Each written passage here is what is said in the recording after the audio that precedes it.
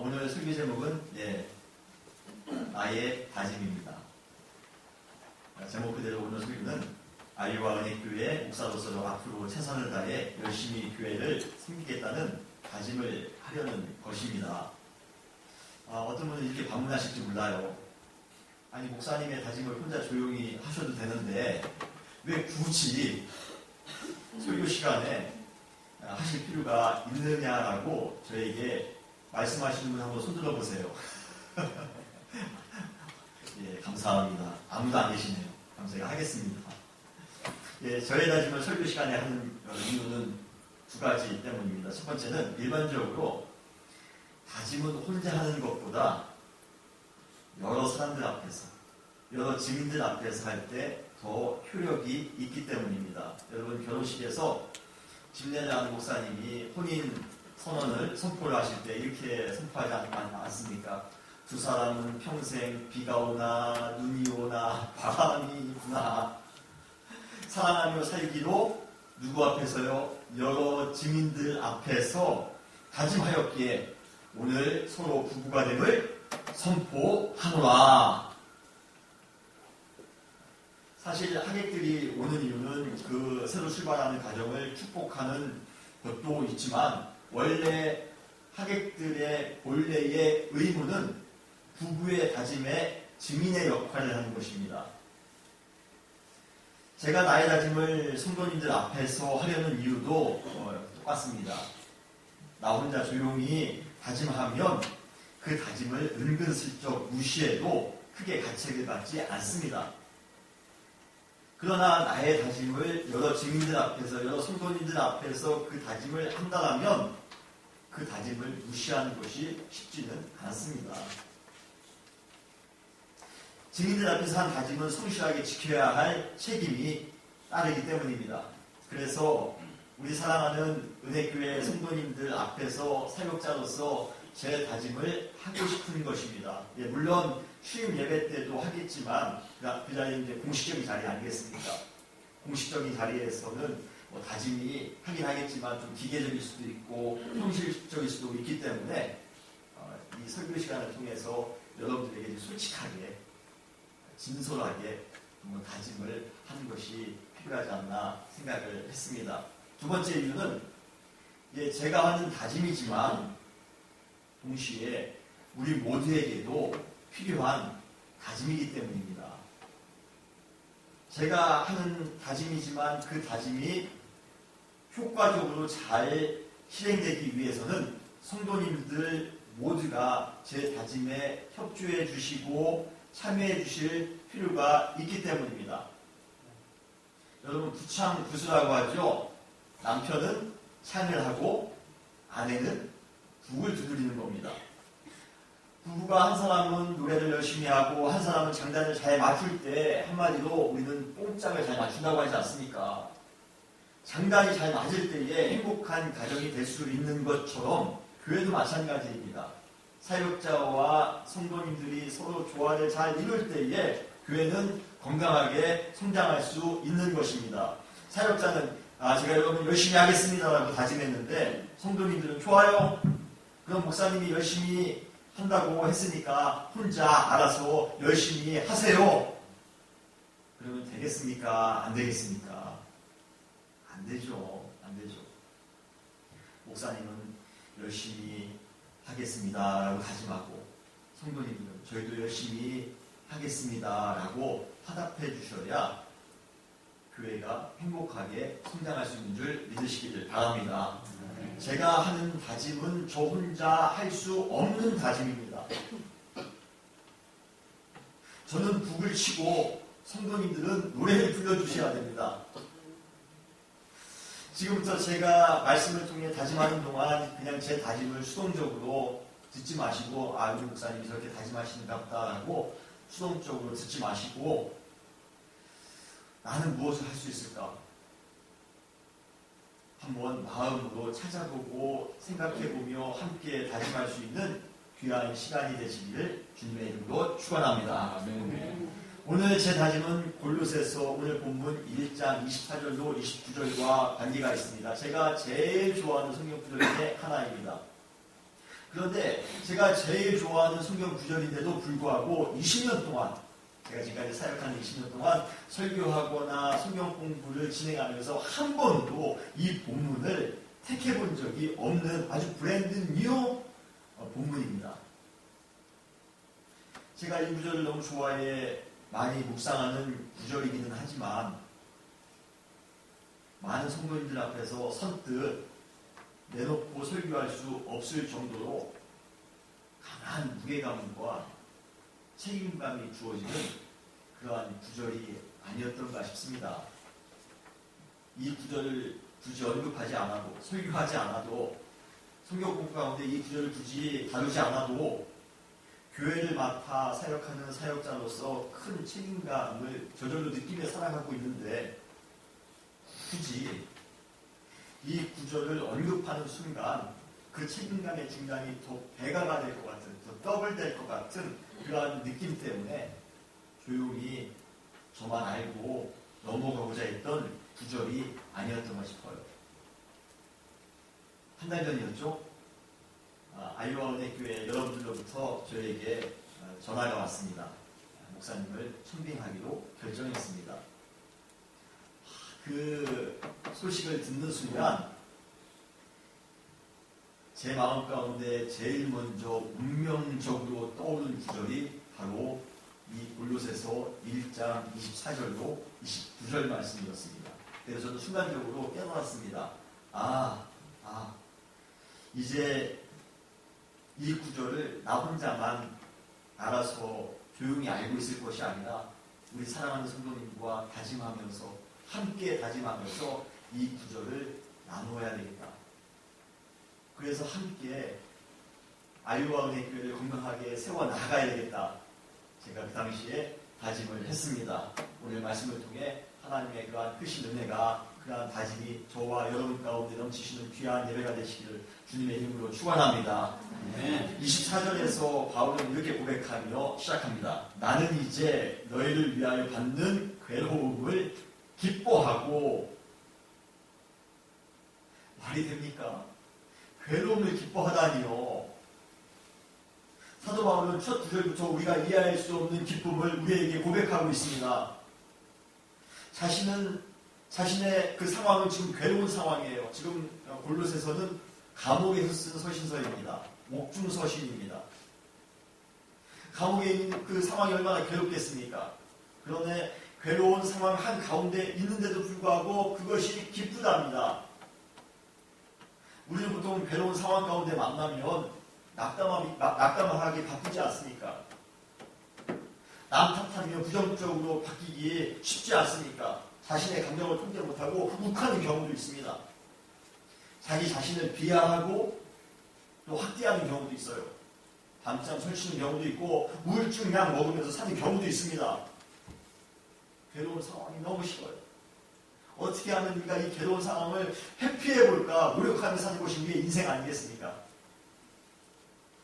괴로운 상황을 만나 내 몸 가누기도 못할 만큼 상실과 시리에 빠져있는데 어떻게 기쁨이 나올 수 있냐는 것이에요.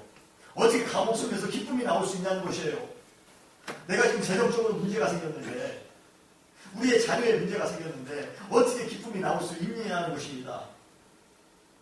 내가 지금 갖고 있는 이 괴로움 때문에 미칠 것 같습니다. 힘들어 죽겠어요. 사도 바울이 어쩌면 이렇게 이야기했다라면, 이렇게 표현했다라면 우리의 마음에 훨씬 더 와닿지 않았을까요? 그런데 바울은 괴로움을 기뻐한다고 합니다. I rejoice.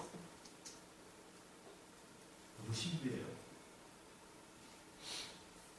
그렇다면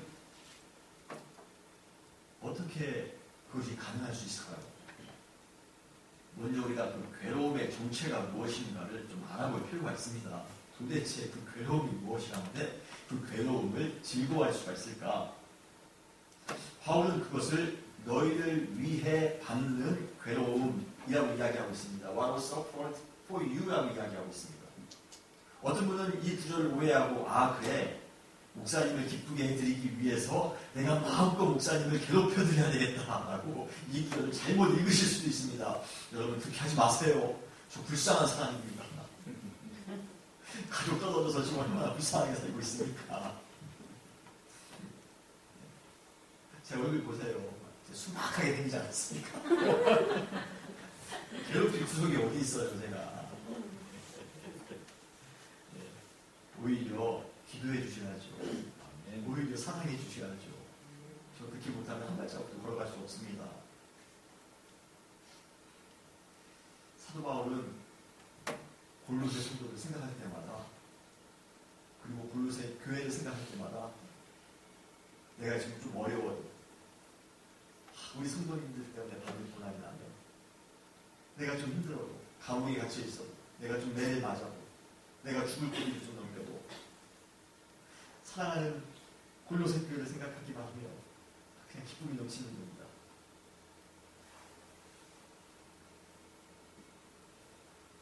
그 다음 구절에 보면 바울은 너희를 위해 받는 괴로움의 정체가 무엇인지를 좀 더 구현해서 어디셔널리 설명하고 있는데, 이것이 저의 마음을 한없이 뜨겁게 합니다. 저는 이 구절 읽을 때마다 절이 느껴집니다.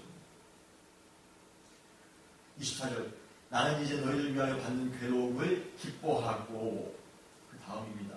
그리스도의 남은 고난을 그의 몸된 교회를 위하여 내 육체에 채우노라.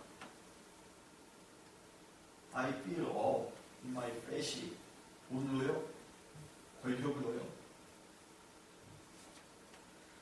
뭐 좋은 어떤 세상적인 것으로 저를 feel up 하는 게 아니라 예수 그리스도의 고난, 남겨놓으신 고난으로 자기 육체에 채운다라고 지금 고백하고 있습니다.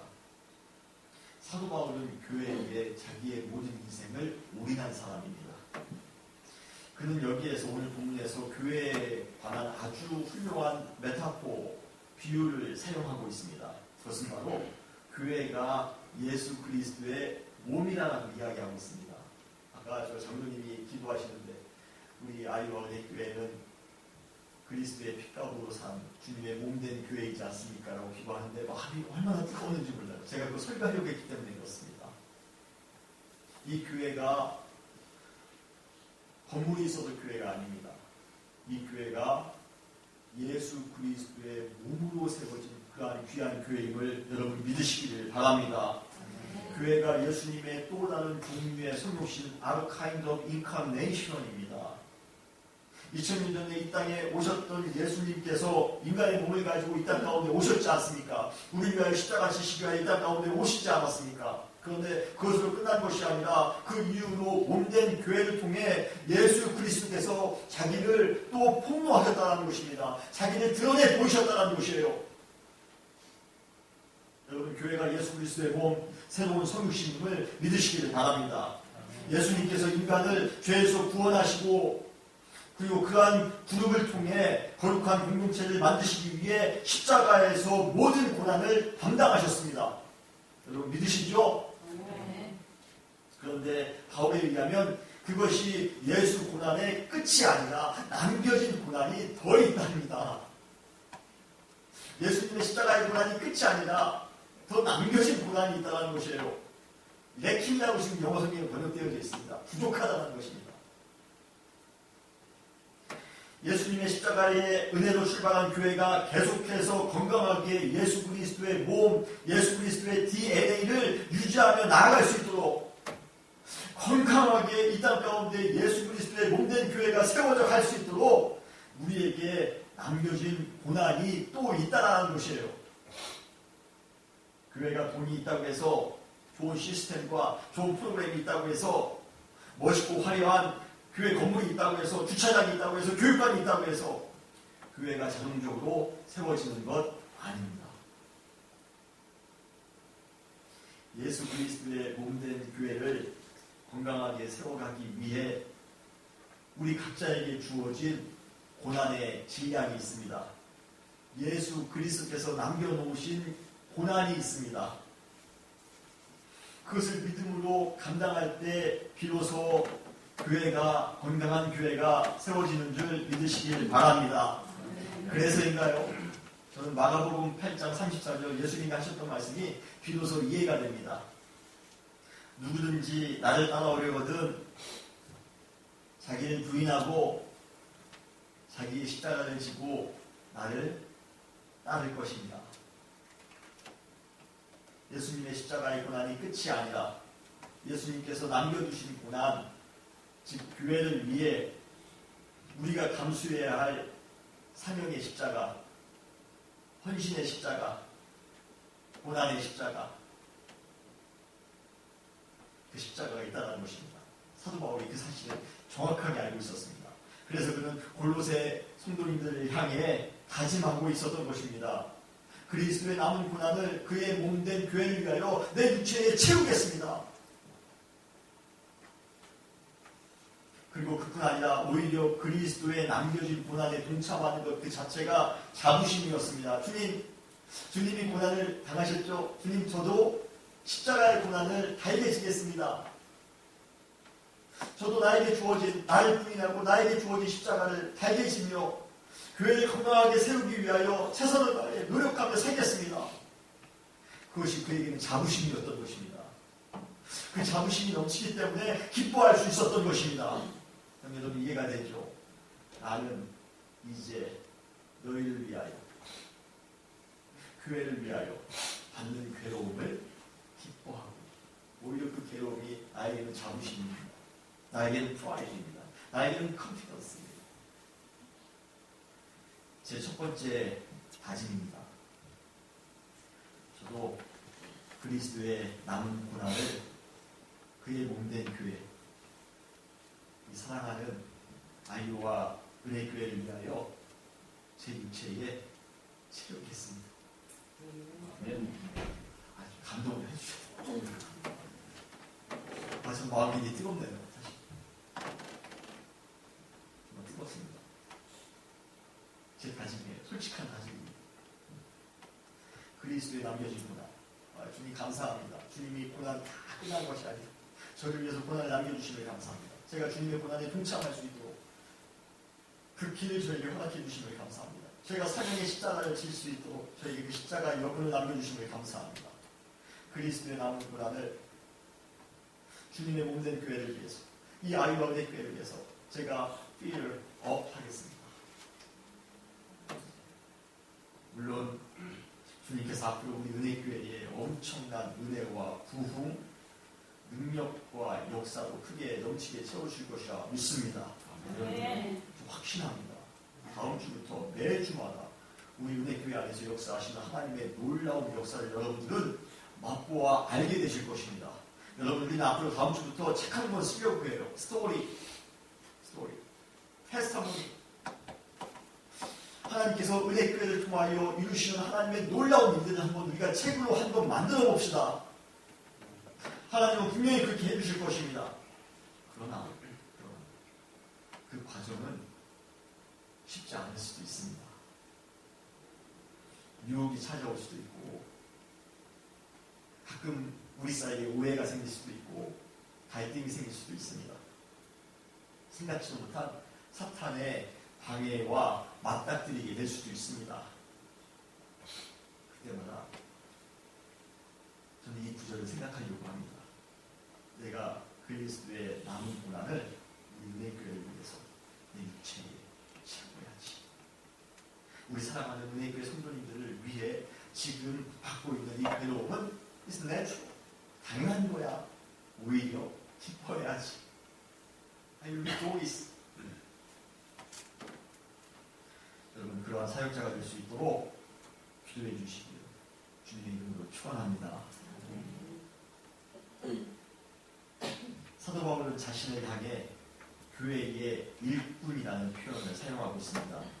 일꾼이라는 표현은 원어적으로 어떤 사람의 명령을 수행하는 사람입니다.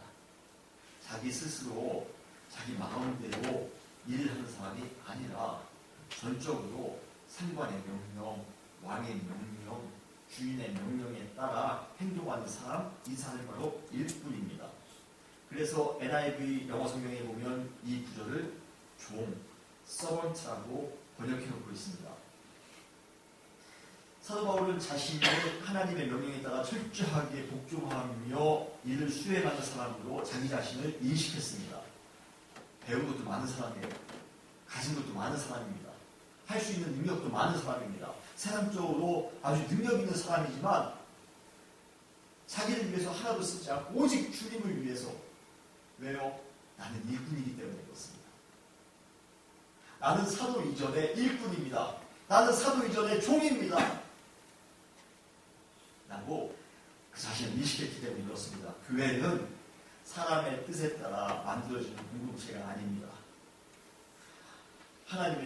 하나님의 뜻에 따라 그리고 하나님의 명령에 따라 세워져가는 공동체를 믿으시기를 바랍니다. 가끔 교회 리더들이 가지는 가장 큰 유혹이 있습니다. 그 유혹은 자기의 뜻으로 자기의 욕심으로 교회를 세워가고 싶은 그러한 욕심입니다. 그러한 유혹입니다. 그래서 그들은 교회 사역을 할 때 자기의 경험을 주장합니다. 자기의 교육받은 것을 주장합니다. 책 몇 자 읽은 것 가지고 교회를 리드하려고 합니다. 어느 경우 가장 위험한 경우이기도 한데요. 자신의 즉흥적인 감정이나 판단에 따라 교회를 움직이려고 하는 사람도 간혹 있습니다. 너무 위험합니다. 교회의 리더가 하나님의 뜻에 순종하지 않고 자기의 의대로 교회를 이끌어갈 때 교회의 리더가 기도하지 않습니다. 하나님의 음성에 귀 기울이지 않습니다. 하나님의 말씀에 적극적으로 몰입하지 않습니다. 그러면서 교회를 이끌어가려고 할 때 성령의 인도하심보다 자신의 능력이 앞섭니다. 그렇다면 교회는 큰 문제와 아픔을 만나게 될 것입니다. 저는 우리 교회가 그렇지 않았으면 좋겠습니다. 교회에서 가장 중요한 직분은 목사입니까? 아닙니다. 장로입니까? 권사입니까? 집사입니까? 아닙니다. 교회에서 가장 중요한 직분은 일꾼입니다. 서번트입니다. 주여, 나의 모든 자랑할 만한 것을 다 배설물로 여기기 원합니다.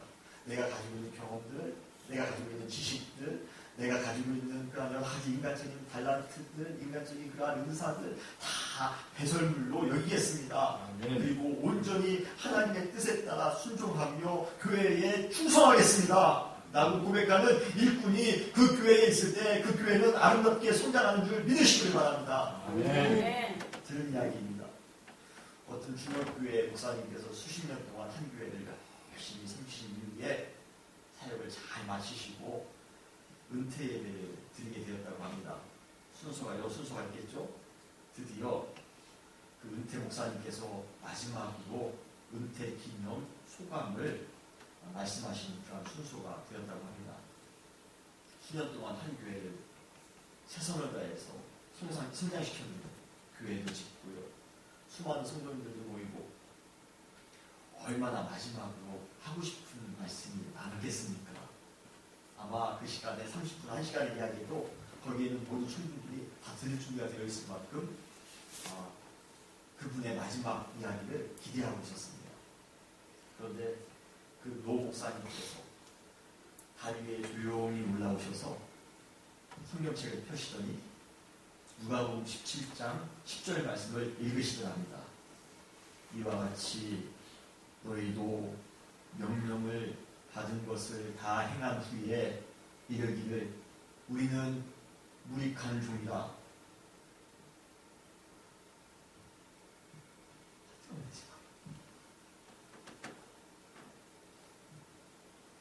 우리는 무익한 종이다.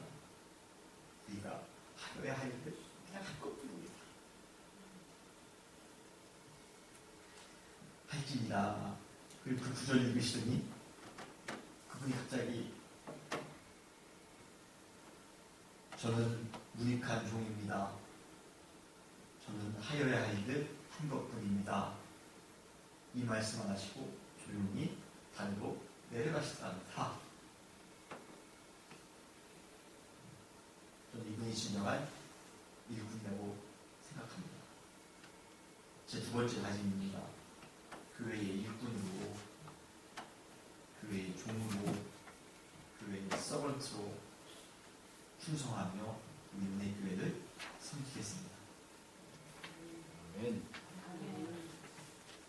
은혜교회 목사이기 전에 저는 은혜교회 일꾼입니다. 하나님의 명령에 전적으로 순종하며 교회를 건강하게 세워가도록 직분을 받은 그냥 일꾼일 뿐입니다. 여기 계신 분 중에 우리 장로님도 계십니다. 우리 권사님도 계셔요. 우리 집사님도 계십니다. 그렇지만 타이틀이 중요한 건 아닙니다.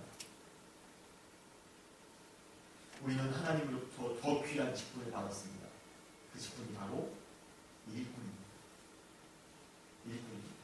주님, 우리가 교회를 위해, 주님을 위해 마지막까지 최선을 다하도 우리가 할 수 있는 고백은 단 하나뿐입니다. 주님, 저는 무익한 종입니다. 저는 실수도 많고 허물도 많습니다. 저는 무익한 종이지만 주님을 위해서 하려야 할 일을 한 것뿐입니다. 사랑하는 애교들 여러분, 우리 모든 분들이 교회에 일꾼된 것을 최고의 명예로 생각하며 헌신하며 교회를 위해 충성하면서 나가시는 여러분 되시기를 주님의 이름으로 축원합니다. 아멘. 사도 바울은 교회의 목적을 말하면서 이렇게 이야기합니다. 하나님의 말씀을 이루려 하는 것이다라고 말하고 있습니다. 오늘 본문 25절 보면요, 내가 교회에 일꾼된 것은 하나님이 너희를 위하여 내게 주신 직분에 따라 하나님의 말씀을 이루려 함이니라 라고 이야기하고 있습니다. 하나님의 말씀을 이루려 살아가는 것이 일꾼의 사명입니다. 그렇다면 하나님의 말씀을 이룬다는 것은 무슨 의미일까요? 무슨 의미일까요? 오늘 본문 26절에 보면 비밀이라는 단어가 나옵니다. 헬라어로 이 비밀의 그 원어는 미스테리온입니다. 딱 들으니까 영어 단어가 하나 확 생각이 나죠? 미스테리입니다. 영어 성경에는 대부분 다 미스테리라고 번역되어 있는데 우리나라는 신비라고 번역해 놓지 않고 비밀이라고 번역해 놨습니다. 아마 번역할 당시에 우리나라에는 토착 종교가 강했기 때문에 토착 종교는 보통 신비주의가 강하지 않습니까? 그래서 혹시 그 신비와 혼동하였다가 아마 보육지책으로 비밀이라는 단어를 사용하지 않았을까라는 생각을 합니다. 어떠한 것이었든지 원래 이 비밀은 감추어졌던 것인데, 히든 감추어졌던 것인데 이제는 성도들에게 드러나졌다라고 말하고 있습니다. 그러면서 27절에 드디어 그 비밀이 누구인지를 정확하게 이야기하고 있습니다. 바로 누구입니까? 다름 아닌 예수 그리스도라는 것입니다. 26절, 17절 제가 읽겠습니다. 이 비밀은 만세와 만대로부터 감추어졌던 것인데 이제는 그의 성도들에게 나타났고 하나님이 그들로 하여금 이 비밀의 영광이 이방인 가운데 얼마나 풍성한지를 알게 하려 하십니다. 이 비밀은 너희 안에 계신 그리스도니 곧 영광의 소망입니다. 아멘. 이 비밀이 누구입니까? 바로 예수 그리스도입니다. 하나님의 말씀을 이루며 산다는 것은 결국 비밀이었으나 신비였으나 미스테리였으나 이제는 우리 모두가 알게 된 예수 그리스도 그 은혜 안에서 구원의 감격을 누리며 살아가는 것, 이것이 하나님의 말씀을 이루는 것이었습니다. 여러분, 교회의 중심은 누구입니까? 목사님입니까? 아닙니다. 장로님입니까? 아닙니다. 교회의 중심은 누구입니까? 예수 그리스도입니다. 할렐루야. 이 중심이 흐트러지는 순간 교회는 세상의 동호회나 로타리 클럽보다도 못한 시시한 공동체가 될 수 있습니다. 우리 은혜교회가 그런 시시한 교회가 되셔야 되겠습니까? 그러므로 교회가 건강하게 세워져 가기 위해서 그 기초를 예수 그리스도의 반석 위에 놓으셔야 됩니다. 복음 중심의 교회가 되어야 됩니다. 저의 세 번째 다짐입니다. 예수 그리스도 중심으로, 복음 중심으로 사역하겠습니다. 아멘. 우리에게 예수 그리스도 빠지면 정말 않고 찐빵과 마찬가지입니다. 예수 그리스도가 빠지면 우리는 굉장히 무력한 그냥 하나의 단체밖에 될 수가 없습니다. 저는 아이와 은혜교회가 그러한 교회가 되는 것 원치 않습니다. 우리 교회가 아주 강력한 교회, 파워 있는 교회, 제가 지난주에 말씀드렸던 것처럼 숨겨질 수 없는 동네가 되기 위해서 우리 교회의 중심은 예수 그리스도 복음이 우리 교회의 중심이 되어야 합니다. 프로그램이 중심이 될 수 없습니다. 조직과 시스템 중심이 되어서는 안 됩니다. 어떠한 한 개인이나 어떠한 그룹이 그 교회의 중심도 될 수가 없습니다. 교회가 철저하게 복음 중심이어야 합니다. 교회가 예수 그리스도의 몸된 공동체라면 더욱더 철저하게 교회는 더욱더 예수 그리스도다워야 합니다. 그리스도의 심장과 그리스도의 언어가 교회 안에 있어야 합니다. 그리스도의 삶과 그리스도의 인격이 항상 향기를 풍겨야 합니다. 그리스도의 가르침과 그리스도의 행동이 항상 교회를 드라이브해야 됩니다. 우리의 모든 사역과 우리의 모든 헌신이 예수 그리스도의 DNA가 검출될 수 있어야 합니다. 예배 가운데 예수 그리스도가 있어야 합니다. 우리의 모든 소그룹 가운데, 우리의 모든 주일학교 가운데, 뉴스 가운데, 청년 가운데 예수 그리스도가 예수 그리스도의 DNA가 있어야 합니다. 우리 은혜교회가 항상 예수 그리스도와 닮은 교회가 될 수 있도록, 그리고 가장 복음적인 교회가 될 수 있도록 함께 노력하는 우리가 되기를 주님의 이름으로 축원합니다. 오늘 보면 28절, 29절은 골로새 교회 성도들에게 복음을 전하기 위해 항상 애쓰는 사도 바울의 헌신을 엿볼 수 있도록 해주는 그러한 구절이 아닐까 싶습니다. 28절, 29절에 보면 우리가 그를 전파하여 각 사람을 권하고 모든 지혜로 각 사람을 가르침은 각 사람을 그리스도 안에서 완전한 자로 세우려 함이니 이를 위하여 나도 내 속에서 능력으로 역사하시는 이의 역사를 따라 힘을 다하여 수고하노라 라고 말씀하십니다. 바울에게 있어서도 사역의 최우선순위는 예수 그리스도를 전하는 것이었습니다. 그리고 그가 예수 그리스도를 전했던 두 가지 방식은 권하는 것과 모든 지혜로 가르치는 것이었습니다. 그리고 그렇게 함으로써 얻어질 수 있는 최종적인 열매가 있습니다. 바로 모든 성도들을 그리스도 안에서 완전한 자로 세우는 것을 보는 것이었습니다. 바울에게 있어서 건강한 교회를 세운다는 그 의미가 무엇이었을까? 바로 이것입니다. 성도님 한 분 한 분을 그리스도 안에서 완전한 자로 세우는 것이었습니다.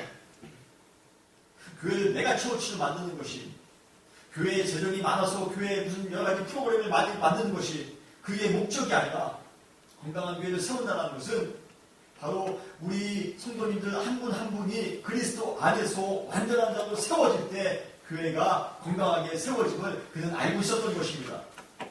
오늘 본문의 28절에 보면 각 사람이라는 표현이 있습니다. 계속 반복해서 사용하고 있습니다. 헬라어로 파스라고 하는데요.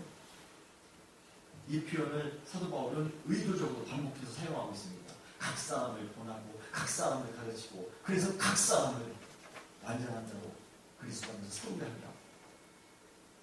이 각 사람은 인디비듀얼이라는 개념이 굉장히 강한 헬라어입니다. 이것을 통해 우리는 한 사람도 나고됨 없이, 한 사람도 나고됨 없어요. 우리 모든 성도들 한 사람 한 사람 그리스도 안에서 완전한 자로 세워지기를 바라는 그 사도 바울의 그 간절한 열망을 우리는 알 수가 있습니다. 한 사람 나고돼서는 안 됩니다. 한 사람도 뒤쳐져서는 안 됩니다. 각 사람 내리신 한 분 한 분 모두가 그리스도 안에서 완전한 자로 세움을 받으셔야 됩니다. 요즘 제가 은혜교회 성도님들 한 분 한 분 이름을 부르는 맛에 제가 살아가고 있습니다. 제가 요즘 새벽에 6시에 와서 기도하고 7시 반에 와서 기도합니다. 와서 제가 여러분들의 이름을 한 분 한 분 제가 부릅니다. 이기훈 장로님, 이장로님 계속 제가 불러요. 세 번째는 언제 부를까요? 제가 침대에 누워서 자기 위에 침대에 딱 누워있는 순간 마지막으로 한 번 더 불러봐야 되겠다. 여러분, 제가 일주일 동안 여러분들 애타게 불렀는데 들리셨습니까? 네. 예, 귀 있는 자는 목사님들이 여러분들 부르는 소리를 들을 줄 믿습니다. 한 번 불렀어요. 너무 마음이 뜨겁습니다. 여러분 이름을 한 분 한 분 부를 때마다 얼마나 마음이 뜨거웠는지 모릅니다. 여러분 한 분 한 분의 이름을 부르면서 기도할 때 바울과 같이 한 가지 마음이었습니다. 우리 성도님들 축복해 주시옵소서. 형통케 해 주시옵소서. 뭐든지 잘 되게 해 주시옵소서.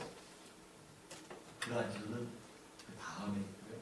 첫 번째로 제가 했던 기도는 주님, 우리 사랑하는 우리 성도님들 그리스도 안에서 완전한 자로 make each of them perfect in Jesus Christ. 완전한 자로 세워주세요. 그리스도의 정성한 분량에까지 성장할 수 있도록 주님 도와주세요. 여러분, 그러한 분들이 줄 믿습니다. 그리스도 안에서 완전한 자로 세워지는 것, 그러나 저를 비롯해 우리 모두가 죄로 인해 불완전하지 않습니까? 그래서 이 완전한 자로 세워지는 것이 결코 쉽지가 않습니다. 우리뿐만 아니라 갈라디아 교회도 그랬다고 봅니다. 그래서 바울이 갈라디아서 4장 19절에 이렇게 이야기하고 있습니다. 나의 자녀들아, 너희 속에 그리스도의 형상을 이루기까지, 그리스도의 완전한 자로 세우기까지, 그리스도의 정성한 분량에까지 성장할 때까지 내가 너희를 위하여 해산하는 수고를 하노니라고 이야기하고 있습니다. 쉽지 않나 봅니다. 해산하는 그런 수고를 해야지만이 완전한 자로 양육할 수가 있는 것 같습니다. 오늘 본문 19절에 보면 또 이렇게 이야기합니다. 이를 위하여 나도 내 속에서 능력으로 역사하시는 이의 역사를 따라 힘을 다하여. 똑같습니다. 아까 해산하는 수고와 똑같은 수고입니다. 수고한다 라고 고백하고 있습니다. 저의 마지막 네 번째 다짐입니다. 은혜교회 성도님들 한 분 한 분이 그리스도 안에서 완전한 자로 세움을 받을 수 있도록 제 속에서 역사하시는 이의 역사를 따라 힘을 다하여 최선을 다하여 수고하겠습니다. 아멘. 그러므로 여러분, 힘들다고 잘 못하겠다고 포기하지 마세요. 아이 목사님, 저는 완전한 자로 안 쓰렵니다. 저는 세상이 더 좋아요. 세상 뜻대로 살겠습니다. 저 십자가 못 지겠습니다. 저 하나님의 말씀대로 사는 것이 버겁습니다. 가끔은 그럴 때도 있습니다. 이해는 돼요. 그렇지만 그때마다 제가 야속하기만큼 그래서는 안 됩니다. 그렇게 한다고 저를 미워하지 마세요. 여러분들을 사랑하기 때문에 어떻게 해서든지 그리스도 안에서 완전한 자로 세우는 것이 저의 다짐이기 때문에 저는 그렇게 할 겁니다. 아멘. 그러기에 여러분, 그때까지 함께, 제가 아까 혼자 못한다고 하지 않았습니까? 함께 제 다짐에 같이 동의해 주시고, 또 여러분들도 여러분의 다짐이 또 되어주시고, 그래서 함께 이 다짐을 가지고 은혜교회 새로운 부흥을 위해서 하나님의 아름다운 공동체를 또 한 번 아름답게 세워나가기 위하여 최선을 다하는 우리 모두가 되시길 주님의 이름으로 축원합니다. 아멘. 다시 기도하시겠습니다.